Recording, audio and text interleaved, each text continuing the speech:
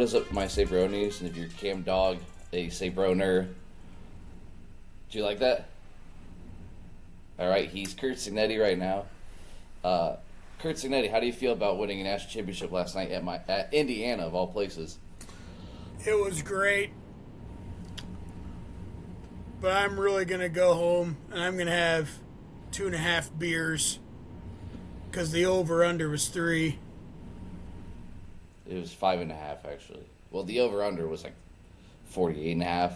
The spread was I'm 3. not worried about that. You know, I saw 2 pass interference, or 3 roughing the quarterbacks on 1 possession. It was out of control. On the same play, there was 2 roughing the quarterbacks on the same play. They didn't call it one time. Yeah. We'll obviously talk about the Indiana game momentarily. Sure. Of course.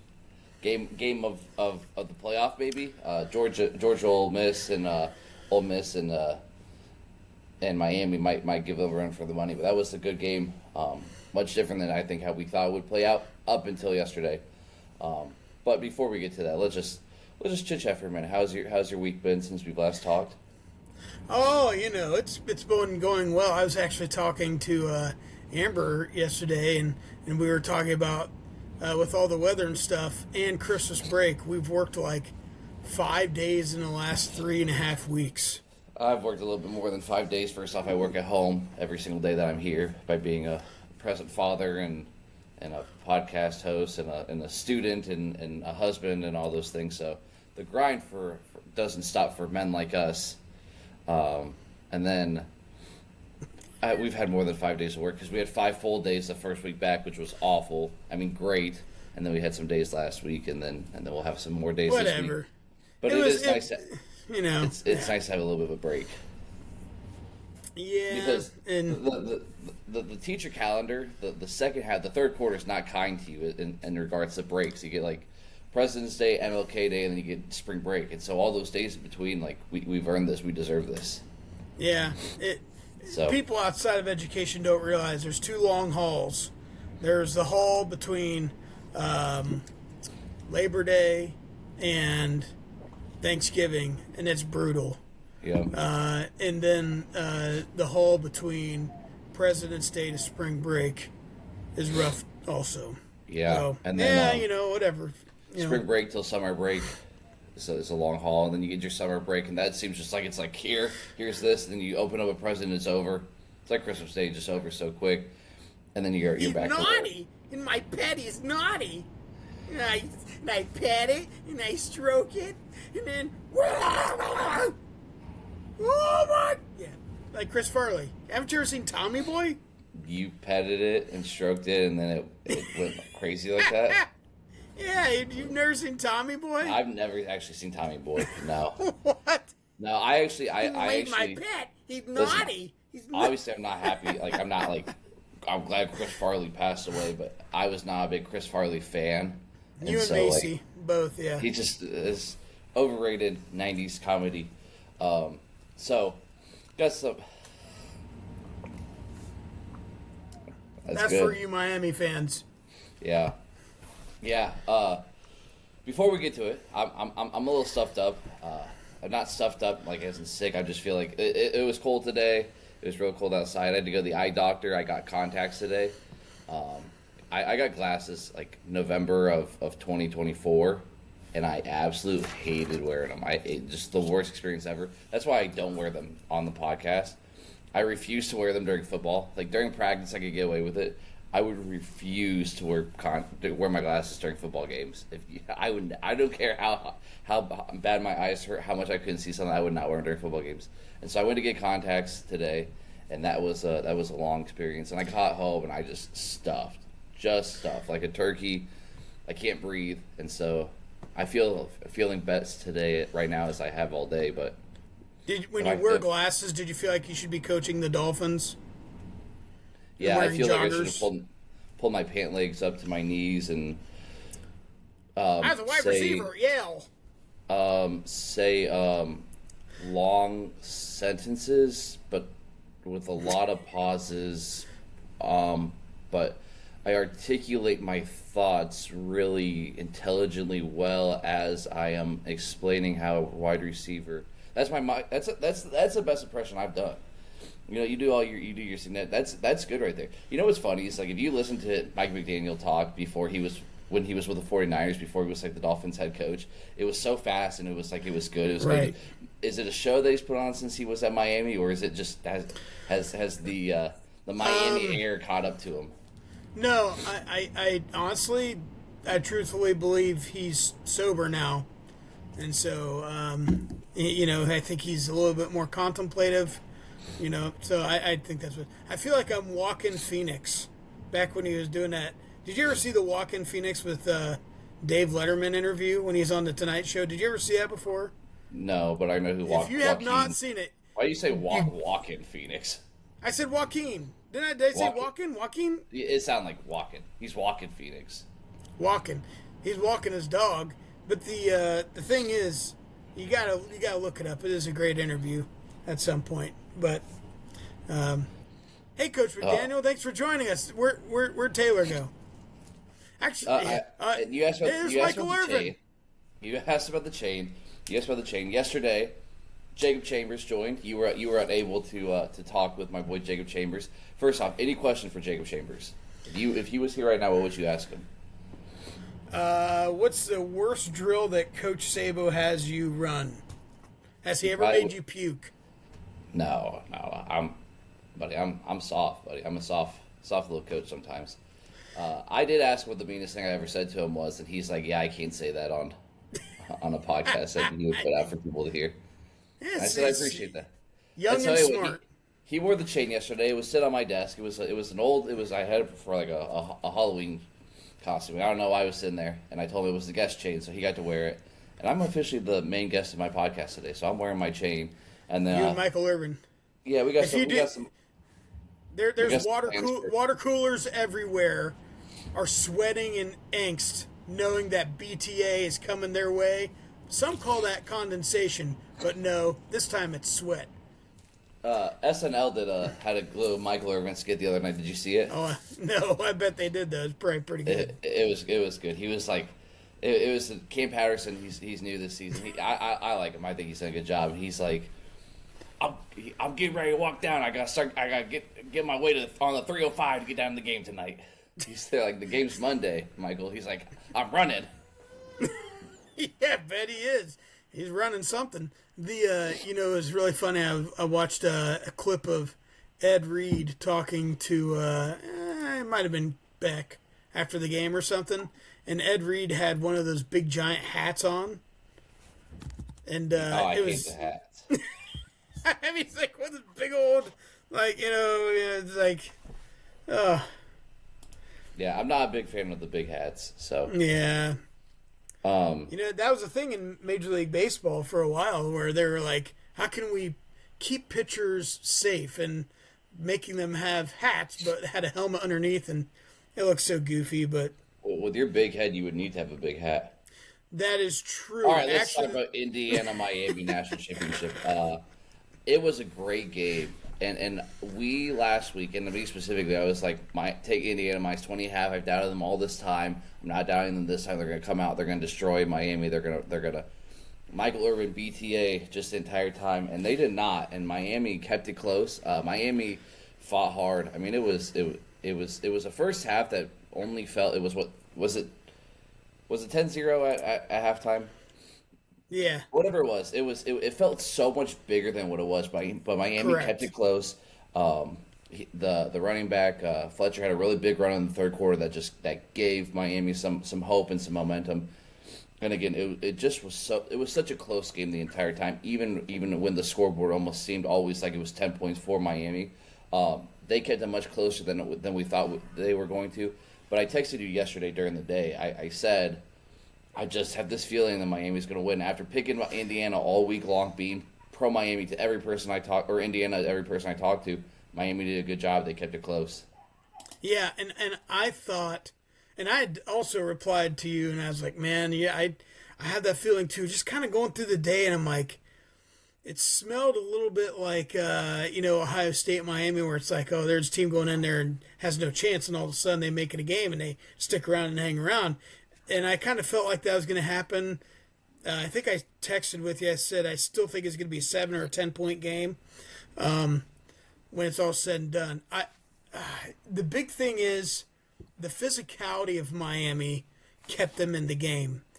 That and the fact that the officials decided to allow them to play.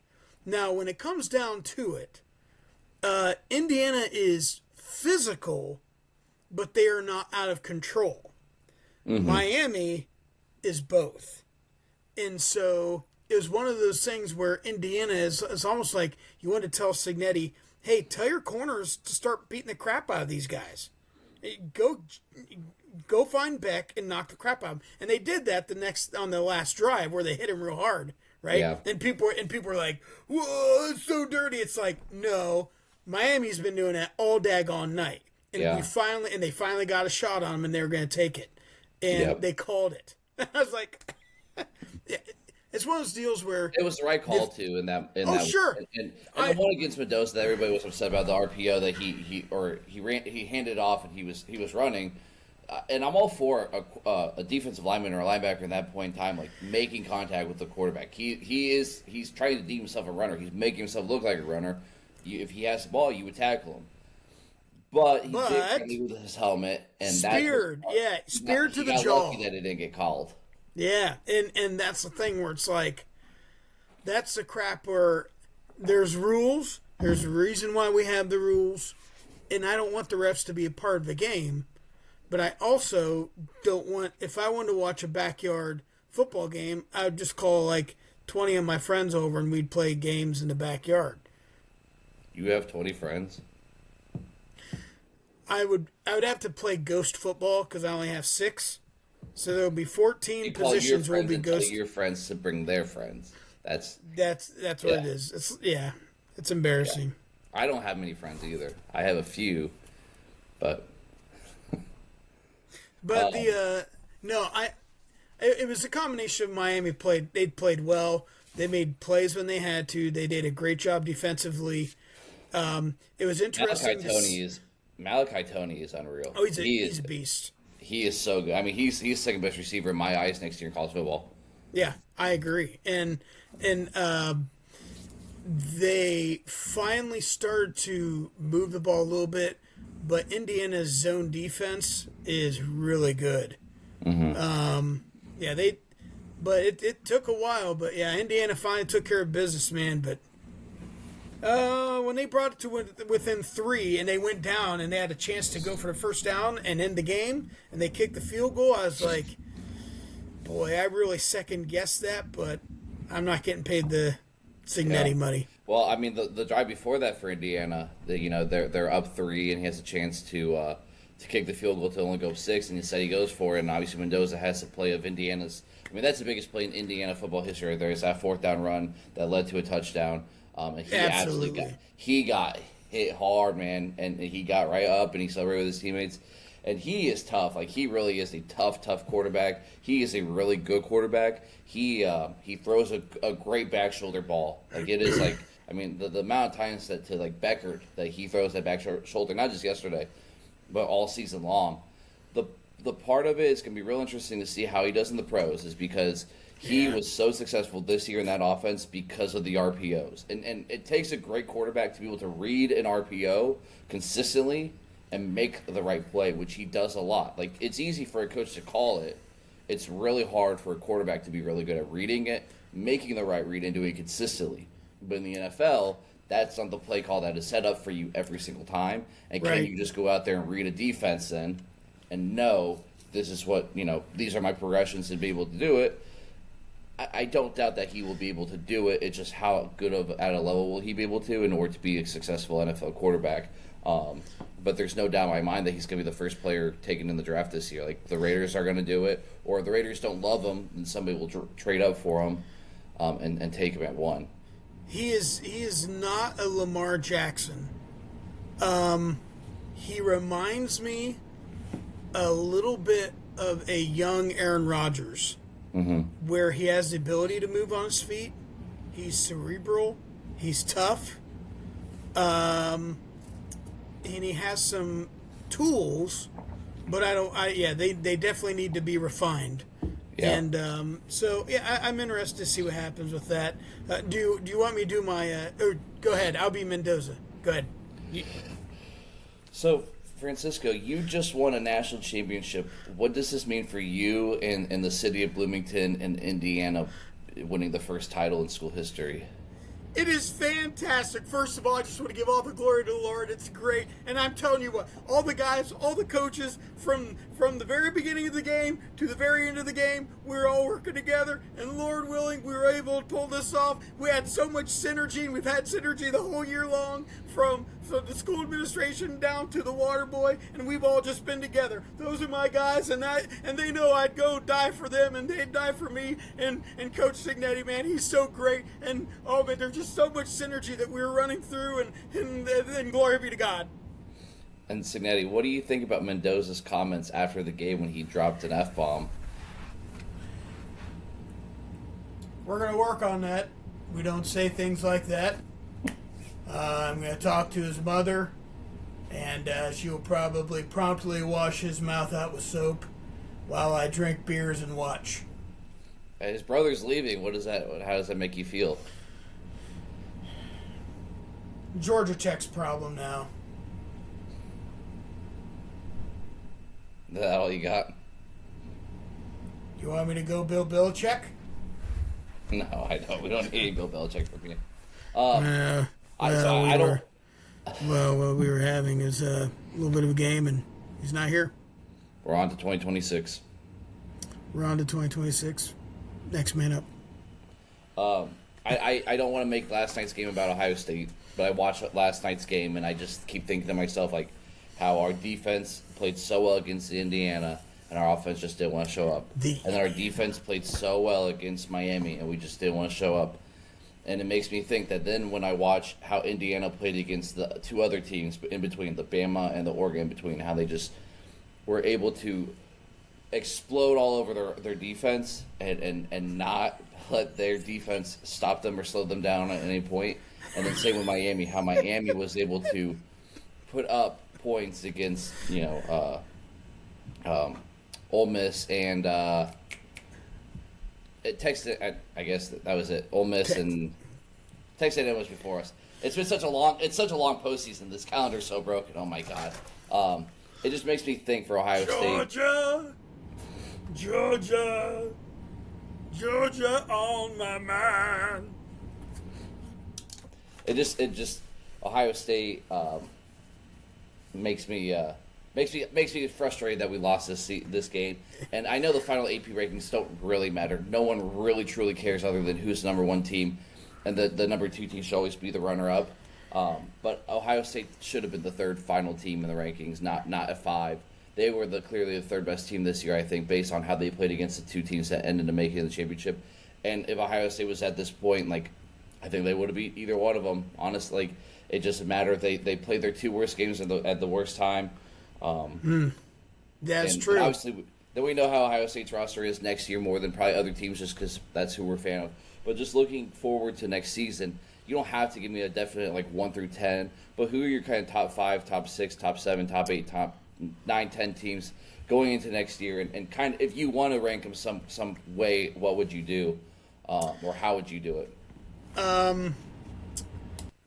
Top 5 next year in no particular order. Texas, obviously have Manning returning, and they're always going to have a load of talent. Oregon, with Dante Moore returning, is going to be at least a top 5 program. Ohio State will be top 5 de facto. I do think they're going to have some depth issues. They've got athletes, but some of their depth just especially in the defense. The defense. So, I think they'll be a top 5, but we have to be realistic about them next year. Miami has potential. You got to replace Beck, but they've got a lot of guys coming back. The running back's coming back. The wideout number 10 is coming back, Tilden or whatever his name is. So, I mean, they have the tools. They're going to be losing a lot of guys to the NFL, though, with how they made this run.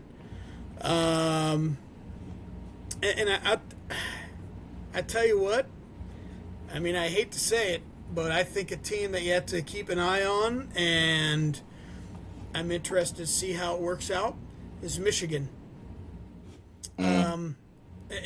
Listen, and here's the thing. You say, but I'm telling you, you get him in there, you get winning him in there, and he makes some changes and changes some culture stuff. They've had talent. It's just, think about it. What they've been, 7-4 and stuff with Bush League coaching and a guy that's more worried about boinking a girl than actually doing his job. So now you got a high class, high intellect. I know you and I we're both high on Whittingham. We know the potential that he brings. So I think they're a dark horse next year. But I don't know. Those are my top 5, no particular order, I suppose. Yeah, I just kind of looking through it. Me coming up with, because I was thinking about this yesterday, just looking at all these, because everybody is like way too early predictions, like the game wasn't even played yet. I think that Indiana is going to put themselves as a real contender, and the date came out today. We play them on. It's the only Big Ten game that's released for next season so far. We play them on my buddy's wedding day, and so he's getting married. I'm like, don't worry. It's a big noon kickoff game, so it'll be over by the time that the ceremony starts. You bet it will. Or we just stall it just a little bit, like, hey, I'll be in my seat watching. As soon as it's over, give the thumbs up for her to start coming out, because it'll be right at the edge, right? They're going to be good, and I don't know if they're going to win national championship again next year. I don't know if he can really go back to back at Indiana, but they're the number one team in my eyes until somebody else beats them. I think Texas is number 2. I had Notre Dame at 3. Notre Dame is bringing back a lot of talent too, and Notre Dame, Marcus Freeman is a good coach, man. Marcus Freeman is really good. I can't take them seriously anymore, though. No, I know they made a mockery of our postseason, but at the same time too, like what they did might get some things fixed for what the postseason should be, and not just meaningless bowl games in some capacities of like. Because they were ranked ahead of Miami the entire time, Miami didn't play and then still jumped them. And I know Ohio State benefited from that in 2014. We beat TCU, or we passed TCU, we passed Baylor, who didn't play that weekend. We did, it is part of it. But now with 12 teams, like Notre Dame should have been in over James Madison or Tulane. We both know that. We both know that's the case.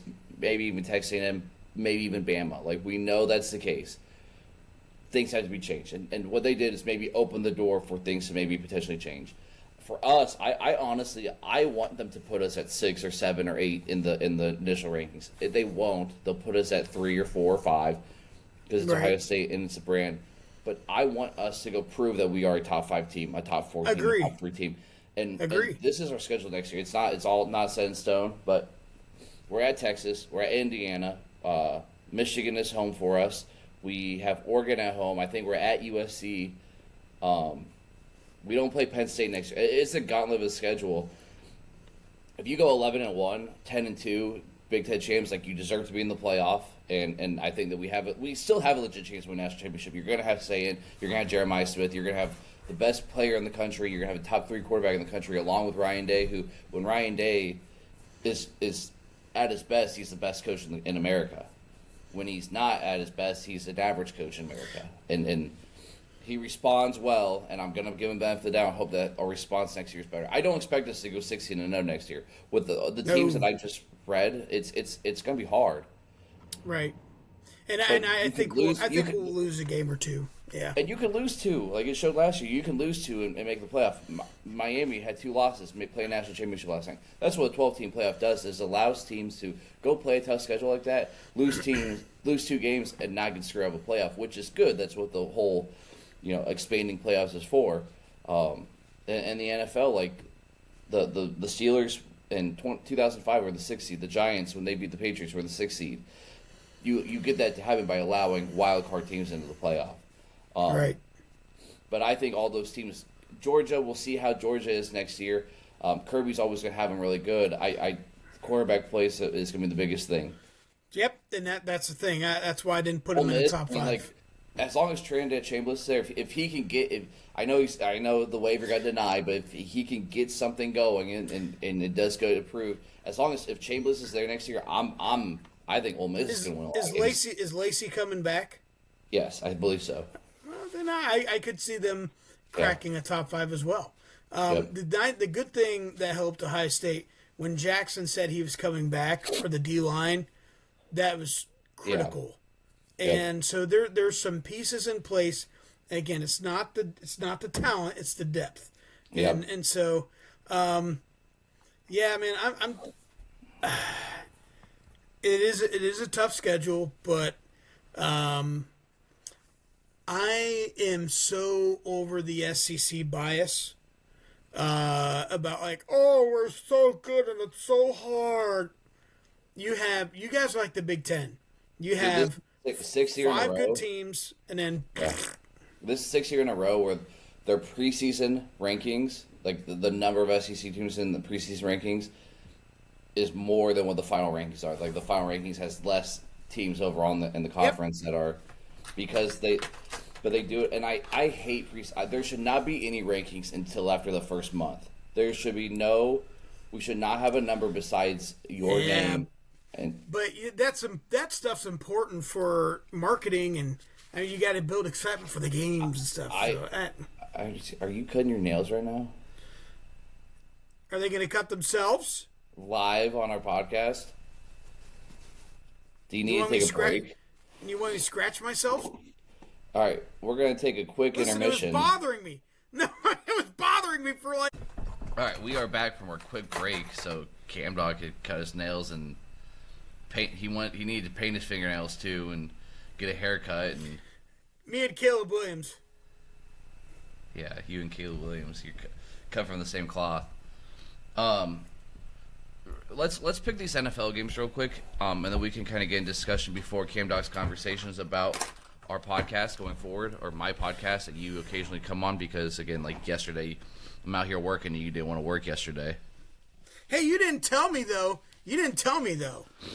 There, you said that we might have another sponsor. It's not just Kelly's Candles. You said Chamberlain Singh yesterday. What is it? Jake's Lawn Care, buddy. Jake's Lawn Care. He's got his own lawn business. This kid's had his lawn business since 7th grade. Yeah. I heard that. He is So here's the thing. Now that he's like 18 and everything, he can do. He can like take care of the weeds, not the weeds in your garden. Yeah, not the Miami weeds, the weeds out of my garden.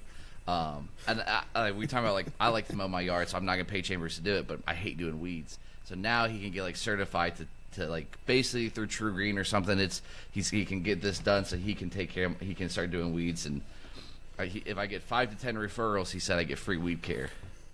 Hey, so if you're listening on here, go hit up Jake, get them daggone weeds out of your yard, and then when you're at it, you're like, hey, my yard has no weeds. You know what I could really use in my life right now? A vanilla bean candle from Kelly. Go get your daggone candle. Well, Kelly needs to get the candle. I keep telling her, like, hey, I'm giving you, you got 2 hours, go do the candles. Oh, I'm tired. I have to do work. I have other things to take care of. Like, no, I'm giving you time. Go do it. The candles aren't going to sell themselves. They're certainly not going to make themselves. Go down there and do it. And she doesn't want to, so. Listen, this is not a marriage counseling session. How about them Patriots? Yeah. First off, okay, let's talk about this Patriots game. They played really well. They forced a lot of Houston turnovers. At the same time, too, Stroud had 2 picks that were not his fault. The tight end completely missed on the naked bootleg. That just as soon as Stroud looked up, guys in his face, maybe a bad throw, but you're going to take a 9-yard sack if you don't throw it up. And the second one right after, or the one right after that, right through the dude's hands. Gutsy win, though. Like, New England is good. That defense is great. Vrabel's awesome. And the thing is, the Texans still managed to almost make it a game despite literally butchering the first half. Yeah.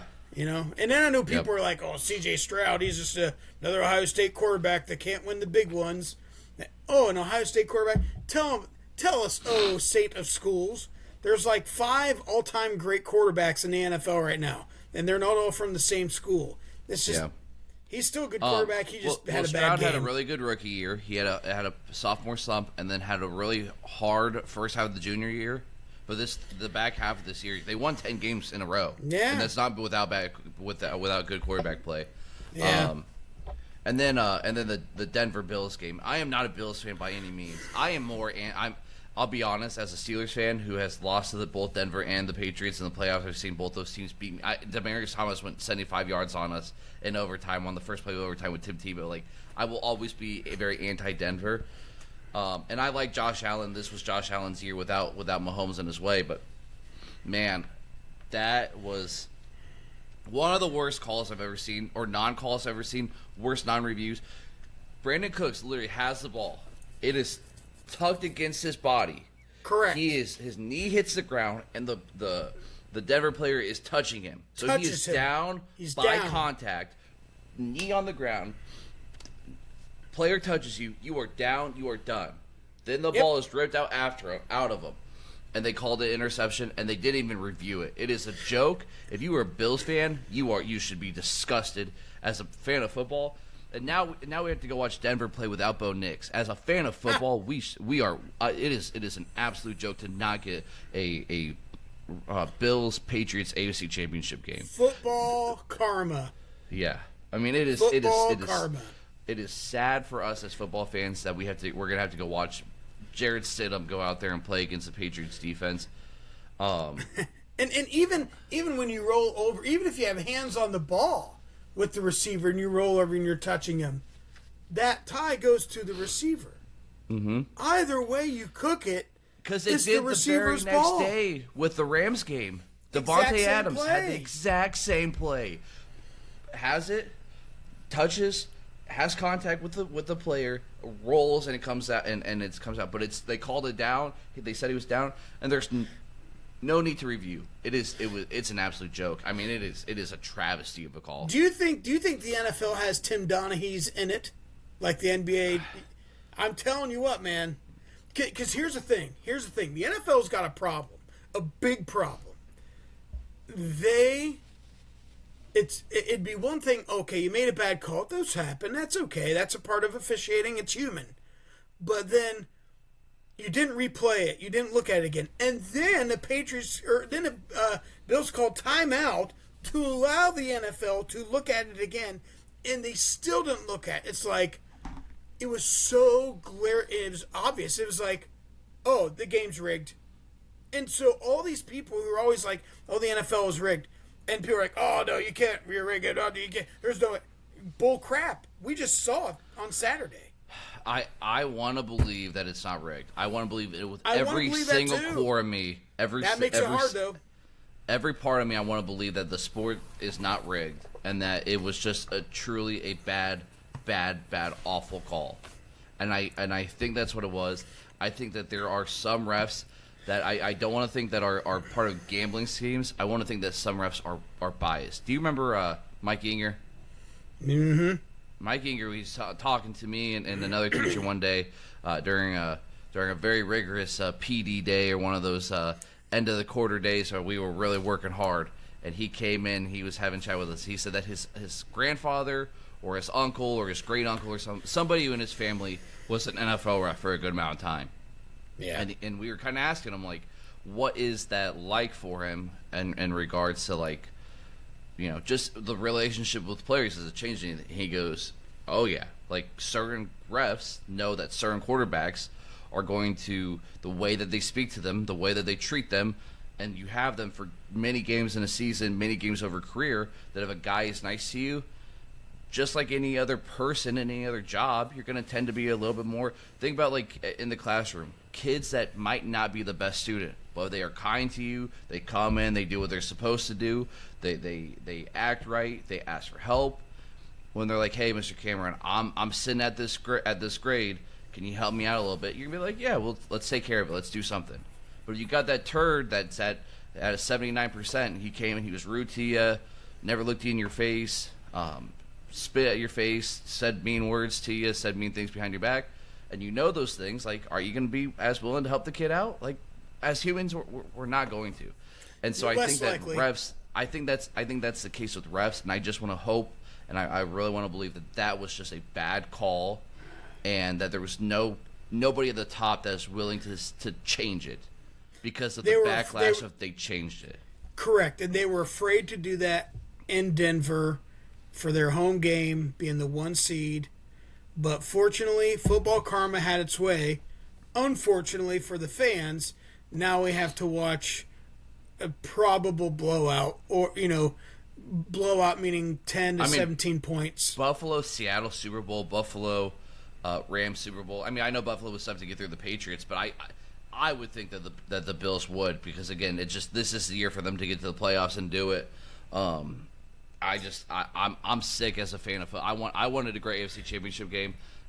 Now we're gonna get a New England Super Bowl against one of those two teams. You got to give it to the Bills though, and I picked the Broncos, if you remember, because I said the Bills were so dilapidated on wideouts, and they were, but they made do. They had a good strong run game. Great quarterback runs, great quarterback plays. They did enough. The defense did enough, and they had one nice long play, and it just got butchered. And so, do I think the Bills would beat the Patriots as good as that defense is? I don't think it would be. I think the Patriots are going to win either way at this point. Watching them on Sunday, I think we would have a better game. Correct. Yes. Yeah. And so that's the way it goes. I hate the Rams. I hate everything Los Angeles. I hate the Dodgers. I hate Los Angeles. I hate the Dodgers, and I hate the Rams, and I hate Los Angeles. What about the Dodgers? Do you like the Dodgers? Dude, I freaking hate the Dodgers. All they do is they're the modern day Yankees, and no one likes them except these little bratty kids who are like, Shohei Ohtani, I love Shohei Ohtani, he's so good. No, bunch of I'm not a big baseball. Real quick baseball. I'm not the biggest baseball guy, but what they're doing is even worse than what the Yankees were, because it's like, hey, Shohei, here's $70 million a year, but like right now we're just gonna pay you $2 million and we'll pay you the rest later because we can. Like, why not? And then we're gonna use that money, and it's like, hey, you're the best free agent on the market. Why don't you come here for $65 million? Why? Turner, because we man, can. it's bad. Yeah, it's bad. It's bad for a sport. I just hate LA, and that's the thing. It's gonna kill baseball. Eventually, it's gonna turn a lot of people off, and I feel at least the Rams. I'm tired of them. Maybe it's the residual angst because I think the Bengals should have won. But man, I'm just tired of the Rams. They're one of those teams where I'm tired of them winning. Yeah, I don't hate the Rams. Like, they're not a team that I actively root against. I like McVay. I think McVay's a great coach. I like watching his offense, and I like Stafford. I'm a big Matt Stafford fan. Do you know that I met Matt Stafford once? In the bathroom? No, at a football camp. When my dad lived in Utah, he was stationed out in Utah. Matt Stafford came and did a football camp for the military families. My younger brother got to be part of it, and so I got to take a picture of Matt Stafford. Toss the pigskin around a little bit. You know, me and him just tossing the leather back and forth.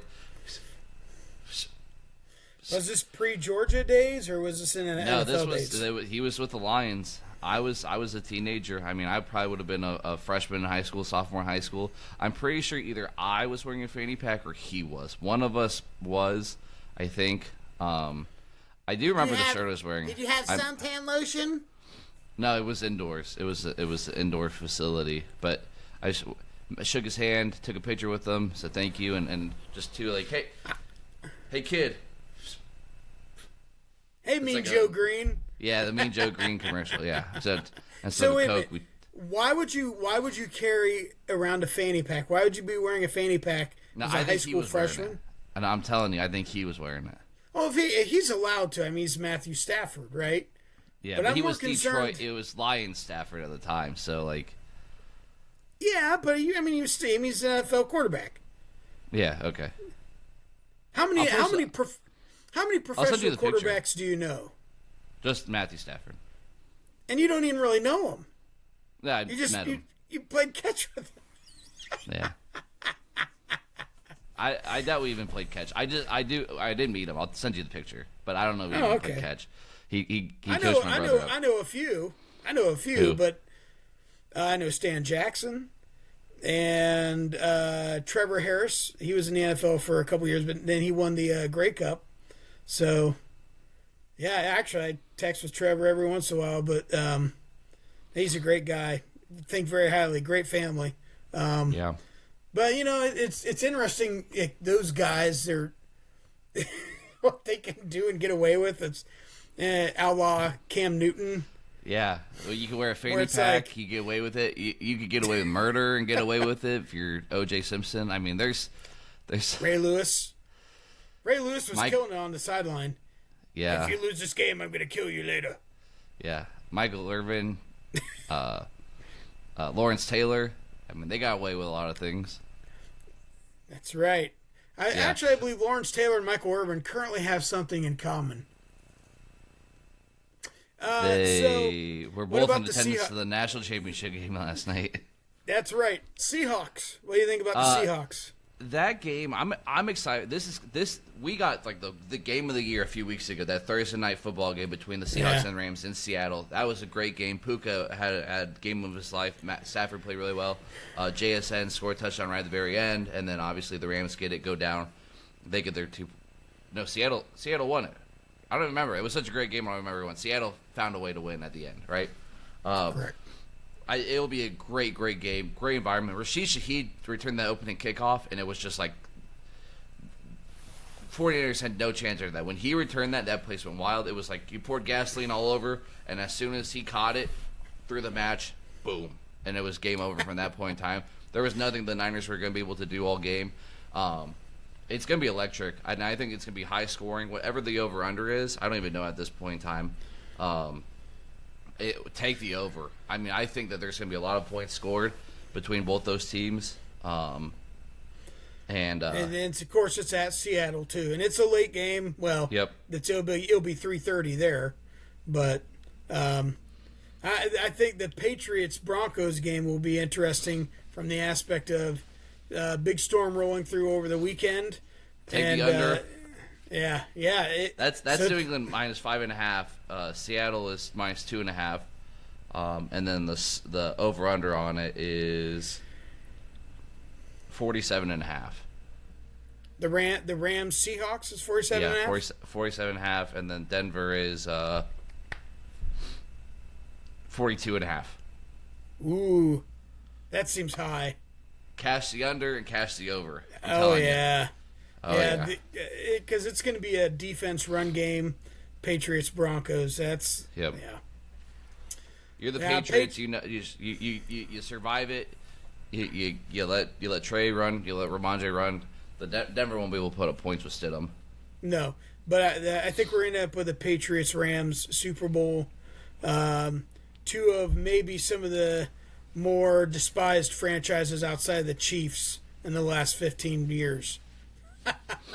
Yeah, the irony. And they are the Patriots have won both the Super Bowls that they've played in against each other. Yeah. Can the Rams finally make it or get one? Well, Eric Dickerson isn't running out of there. Neither is Jim Everett, a.k.a. Chris Everett. So they don't need him. They got Matthew Stafford. Hey, the greatest show on turf. This show might be even a little greater. Dude, I really enjoyed watching that team. You were pooping your pants at that point in your life. I was young. You were young. I mean, Super Bowl 39 were they 39? That was Patriots Eagles, I think. So they would have been 38. Remember. Yeah. But I remember going over to my friend's house and watching Marshall Faulk and watching that Super Bowl. That was a great game. And of course, it lives in infamy at the end of Castaway, where he's like, "They won the Super Bowl, they lost the Super Bowl, whatever." And there's that moment there at the end. So, are we to Canbelk's conversation piece yet? Before we get to that, so obviously we only have 3 more football games the rest of the season. We have both championship games, and then in 2 weeks after that we have the Super Bowl. But we have the Winter Olympics. Yeah, and I will watch the Winter Olympics. I don't know how much Winter Olympics we're going to talk on the Sabo Standard Podcast. I like the NBA. You're not. We could debate some NBA. You like old school NBA. I like some new school NBA. We did talk about that. Jacob Chambers and I talked about NBA a little bit yesterday because he doesn't watch any sports. But I said that I like the NBA, and I gave an argument to why it's not as bad as what people want to act like. But we can have that conversation at a different point in time. I watch college basketball. We'll talk the Masters. State. They beat Minnesota tonight overtime. Yep. February will come around. I'll start watching some college basketball.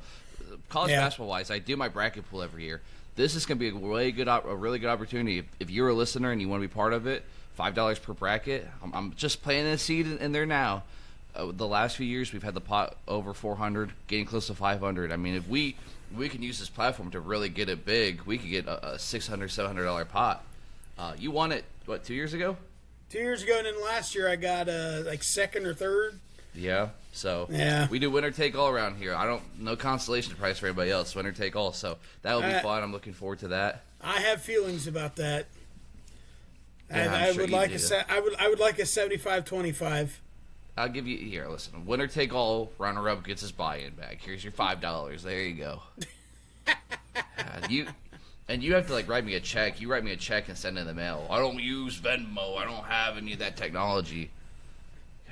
I do have one friend. He does not. He's like, hey, I'll give you the $5 here next time I see you. Jake, I see you once a year. He's like, I'm good for it. Just Venmo me. I don't do none of that stuff.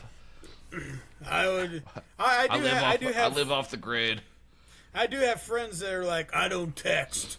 Oh, call me if you need me. I'm like, okay. I was scrolling the TubeView the other day. I saw that you're doing some type of CAD post. CAD post? All right, Unc. You put that on the Insta chat or something? I still go to the Lion's Den. All right. I bet you do. Scott's back. You know the solo section's over there, buddy. Just go down that hallway. The solo section's on your left. Anyone who's ever seen the Naked Gun movies, the Naked Gun movie where he's trying to find it's the one with Anna Nicole Smith, and he has to go in there. He's trying to find her as the killer, and it ends up being a sperm donation bank. God, those are the greatest movies, man. Then Liam Neeson has to come in and Liam Neeson. I've seen plenty of clips, and he was in the scary movie parodies. I never watched Naked Gun. I've always wanted to, just never got to. I do want to watch the new one, the Liam Neeson one. That's what I just Liam Neeson twice. So you've never seen all three? You've never seen the first three? What's the old dude's name? Liam Neeson, or not Leslie Nielsen. Yeah, Oh my god! But I've seen the and Scary Movie. He's hilarious. He plays the president in Scary Movie 3. Yes. He's hilarious. He's so funny. Police Squad. That was the TV made for TV. It went one season, and then they ended up making a Naked Gun. And for Christmas, 8 or 9 years ago, I told Amber, I'm like, hey, I want the Police Squad season on DVD, and she got it for me. And man, they're hilarious. Great movies. Yeah. I can't believe it's like Airplane. He's an Airplane too. Yeah. So this is our podcast after the NFL season is. We'll talk some scary movies, some whatever we want to talk about with some sports in between it.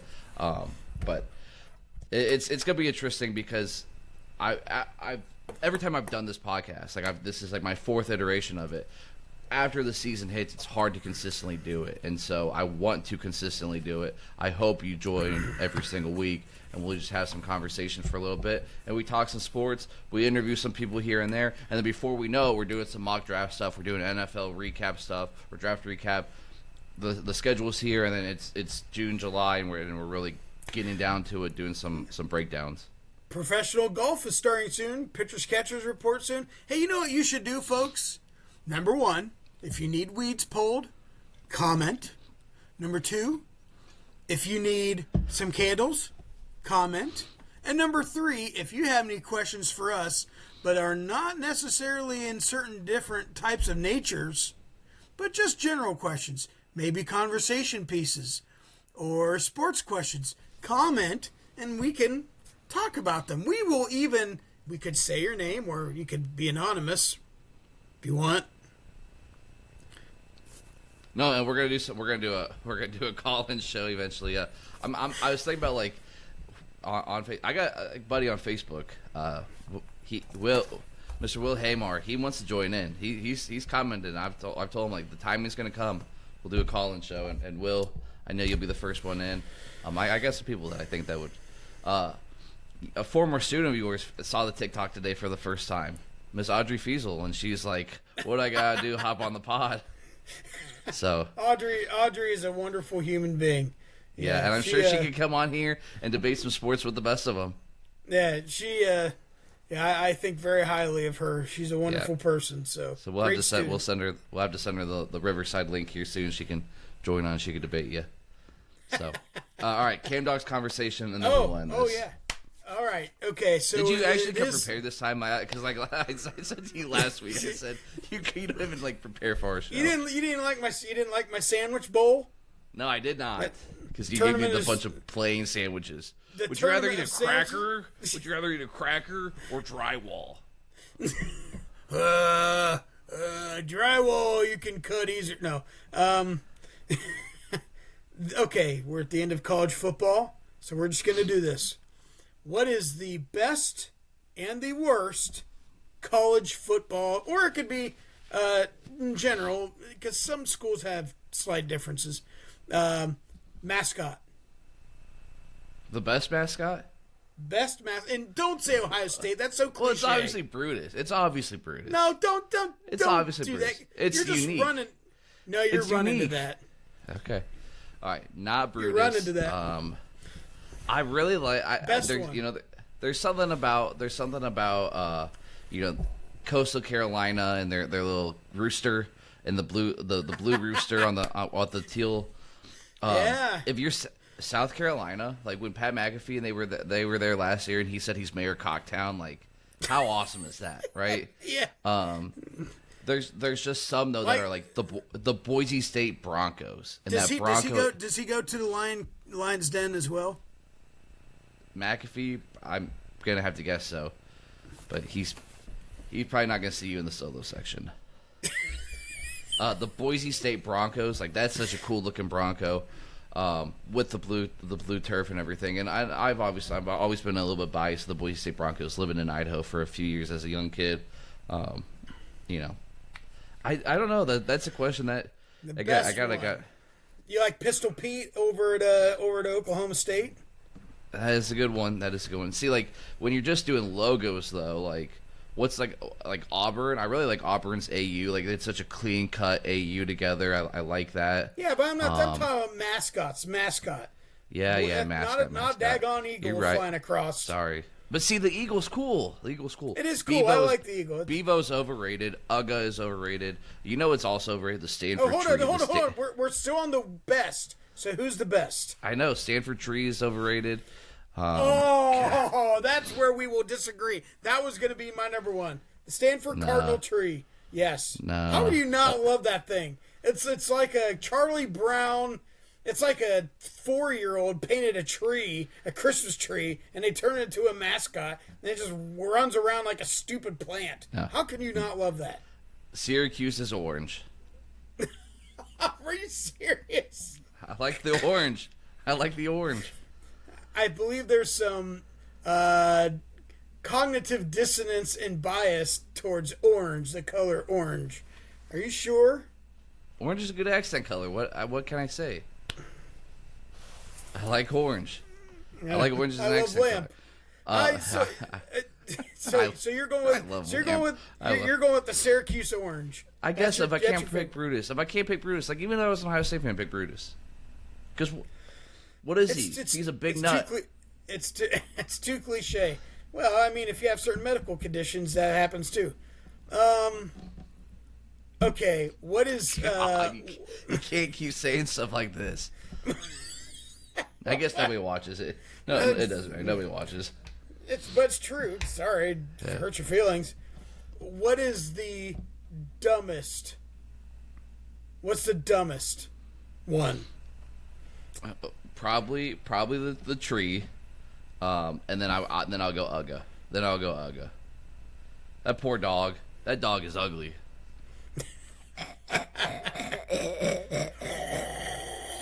And it lives better lives than we do. I mean, it's a dog that gets to live a better life than we do. So, yeah, Ugga is the worst. You know,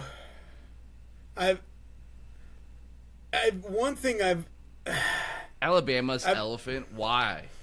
Yeah, because are you serious? You don't know why?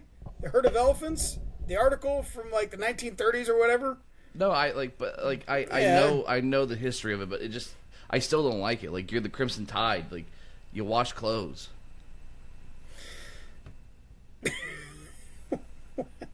That's. Are you sure you're a science teacher and you don't know what Crimson Tide is? Anyways, I tell you the one that I've never quite understood the love for, and I think it's kind of corny, is the Conestoga wagon at Oklahoma. Yeah. But the Boomer Sooner thing. I've never understood it's neat, and people are, oh, here comes the Conestoga wagon. It's like, I just never, I don't know. There's something about a cool that. one is USC and the Trojan that comes out and he takes the sword. My dad's going to disown me now that I did that, by the way. Yeah. He hates USC. The University Your dad spoiled disowned children. you a long time ago. It's like, get this kid off my will. Yeah. Here, take this house and stop talking to me. But I think maybe the one that's never made sense to me is a Hoosier. What is a Hoosier? I don't know. I know that when I was at the game last year, when the one that Caleb Downs returned his touchdown at, and I kept going, losers, losers. It didn't catch on. I was like, guys, this is genius. Like, this is genius. That was Real good. Nobody. Man, a genius. Yeah, nobody appreciated it. So my brain is a genius, and nobody appreciated it. I'm surprised the University of Minnesota has not sued Buc-ee's for stealing their mascot. Yeah, Golden Gopher. See, I like when you take Golden and you put it in front of things. Like, imagine we were the Ohio State Golden Buckeyes. I like Golden. Gold is cool. Yeah, Hoosiers, So and then a Wolverine. The golden testicles, because we have a giant nut? Yeah, Wolverine is so lame. So lame. A Wolverine. Whoa. Wow. You just didn't like the movie, did you? Wolverines! Yeah. No. Yeah. You are probably a Russian or North Korean operative. Mm-hmm. Right now you look Russian. Vladiput. Nah, Oh, hey, I meant to ask you this earlier. So now that, the season's come and gone, would you rather watch your NFL team win a Super Bowl or your favorite college team win a national championship? College team win a national championship. And I agree with you. And I'm gonna tell you why I think you and I are the same way. Because I think if you ask Browns fans, they would say win the Super Bowl. Right. Sorry, Browns a little bit different because they obviously never won it. But for us, as like you're a Packers fan, you don't have a lot of Packers fans around you. I'm a Steelers fan. There are some, but like most people I associate. There's a lot of Steelers and Packers fans here in Ohio, though. There are, but I'm saying the people I associate myself that I normally talk to are not Steelers fans for the most part. Most people you probably talk to aren't Packers fans. So when Ohio State wins one, we get to celebrate together, and not just me internally. Like, oh yeah, my team got to win it. Like we got to witness it together. Our team win it, and I think that's a big part of it. And there's just something about like the pride that we have in college football. It's a community. It's a community. Yeah. And mostly Steelers fans are the kind of guys that go to the Lions Den. So you're a Steelers fan? No, there's very few of them, and they're usually creeps. Well, sometimes, but wait a minute. Not me.